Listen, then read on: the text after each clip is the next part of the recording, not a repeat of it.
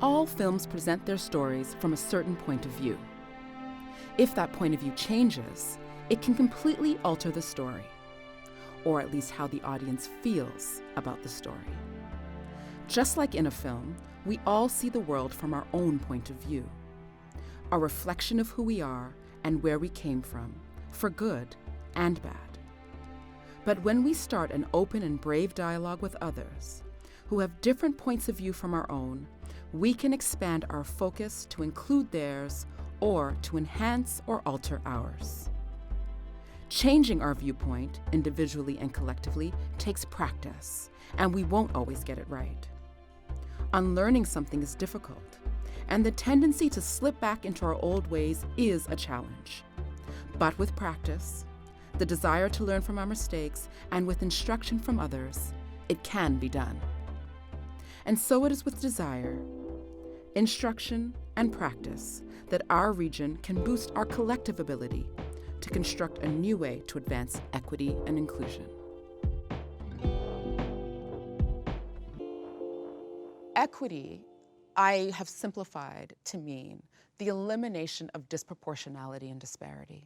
We know we've achieved equity when we no longer see disproportionate outcomes and disparate outcomes for marginalized people. That is how we know. It is the one concrete way to know. So oftentimes organizations will rely on feelings. The staff feel good, or look at the diversity in our organization. And while good feelings and diversity are important, what's more important is that we change the outcomes for marginalized people. When I talk about outcomes, I'm referring to things like graduation rates, suspension and expulsion, the length of prison sentences, which groups are interfacing with child welfare the most, and in that interaction with child welfare, which groups are more likely to have their children apprehended and made Crown wards. Those sorts of questions, right? Critical questions, issues that critically impact the lives of marginalized people.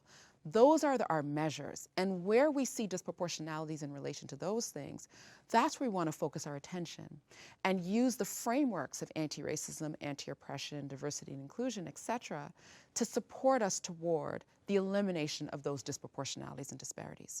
That approach to the work, where we focus on who's experiencing what, who is experiencing disproportionality and disparity, and working to undo that, that is an equity approach. That is an equity-based approach. And that is the approach that I know will make the difference between an organization that is simply busy doing activities and an organization that is seeing real change in outcomes. Really important when we talk about equity work and that our goal is to eliminate disproportionality and disparity, we know from that we need to be collecting data, analyzing it, and utilizing it in our decision-making and in our programming and planning. The trick is, though, that we have to be disaggregating data based on identity. Let me give you this example. So if you ran a program and you decided to survey the people who engaged in the program and ask them, how did it go for you? What did you think? And you got 80% high-level responses. Excellent. 80% of the people thought it was excellent. 20% of the people thought it wasn't very helpful. What if I told you that that 20% was all one identity group?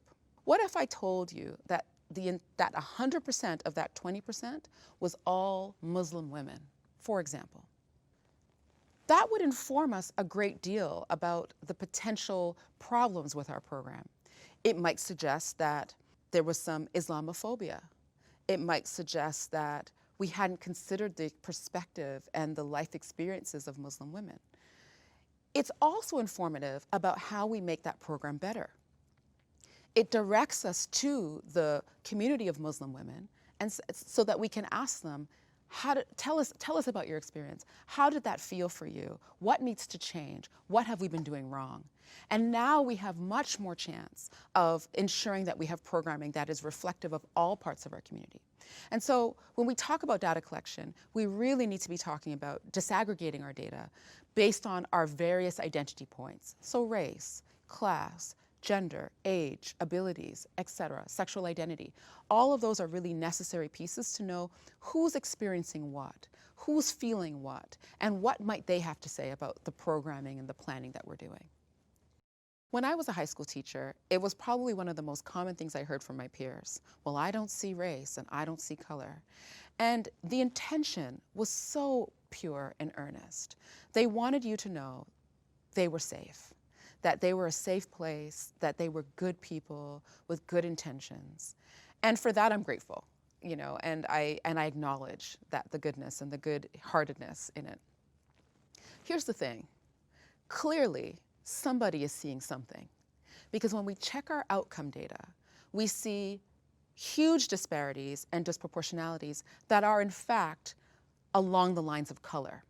There have been a number of studies that show that if you control for factors such as gender, poverty, right, abilities, and other factors that make up our identities, time and again, the one factor that continues to show up and make a difference is race.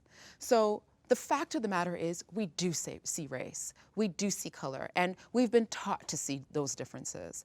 What racialized people want is not that we're not seen in our difference, but that we disrupt the meanings that those differences have had over time.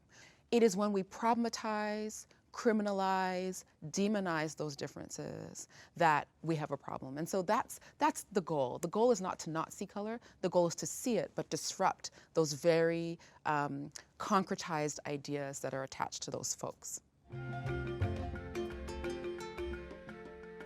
Powerful unexamined ideas is a really important concept in this work. And it talks about what is it that we believe about groups, that we don't really understand the origins of those beliefs. And so we talk about powerful unexamined ideas to explain that there are ideas attached to particular marginalized groups that are powerful in that they are normalized, normative. They are not factual, they are not proven, they are not evidence-based or data-driven. In fact, they can often be illogical, quite frankly. But in their being unexamined, they are also powerful. So they may be illogical, but they're profound, they're common, and they're normalized. Powerful unexamined ideas can even inform how we interpret evidence. So if we go back to how I talk about equity as being the elimination of disproportionality and disparity, that suggests that we're depending on data to give us some direction about where we need to put our attention and what kind of work we have to do. What are we busy doing and what needs to be undone or disrupted? The problem is, if we hold powerful unexamined ideas about groups, that might cause us to lean away and pull away from the work to undo impact, because part of what might be going on in our minds is that group is experiencing what they're experiencing because of who they are naturally. They deserve it then. Let me give you this example. In child welfare in Ontario, the evidence, the data tells us that there is an overrepresentation of Indigenous families and Black families in the system across Ontario. So when that data is presented, the trouble is that if the dominant idea about those groups is made up of powerful unexamined ideas, then rather than the system taking a good hard look at itself to sort out when and where those oppressive experiences are occurring, it looks instead at those communities, at the Indigenous community and the Black community, to say, well, you all aren't really equipped to parent your children. This is true about you, and this is true about you, and this is true about you. And a set of ideas get attached to those communities, or are attached to those communities, that cause dominant group members and decision makers and gatekeepers to in fact not engage in a process of addressing the issues that those communities are experiencing. And so powerful unexamined ideas is a really important issue. And so the work of equity can't just be about an analysis of data. It's important, but once you have the data, you've collected it, you've analyzed it, and you've used it for your decision making, you also have to disrupt powerful unexamined ideas, because that is going to cause people to be less likely to really lean in this process in terms of assessing how the system is implicated.